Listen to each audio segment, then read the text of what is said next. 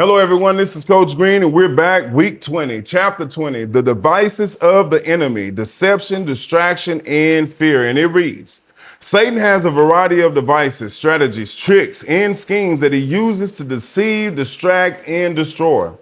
In 2 Corinthians 2:11, Paul reminds us that we are not ignorant of his devices. It is crucial that we understand the enemy's methods so that we are not caught off guard. Amen. Satan uses deception to manipulate our thinking and make us doubt God's promises. Just as he deceived Eve in the garden, he continues to twist God's truth to confuse and mislead believers. He also uses distraction, causing us to focus on trivial matters or our immediate circumstances rather than on God's eternal purposes. Amen. Furthermore, fear is one of his most effective tools. He uses fear to paralyze us and prevent us from walking in the fullness of God's calling. Whether it's fear of failure, fear of rejection, or fear of the unknown, the enemy seeks to undermine our confidence in God. Amen.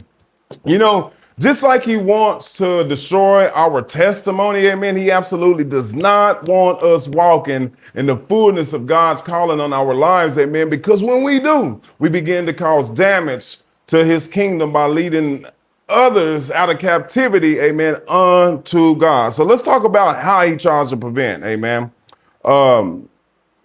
He uses deception, amen, distraction and fear. Where in our minds? Let's talk examples. Remember Jesus in the wilderness, amen. He tried to manipulate, but Jesus responded with, "It is written." I wanted to talk about that first because it's the perfect example of how we should fight the enemy back, amen, with the word, amen. So we gotta know our word, people.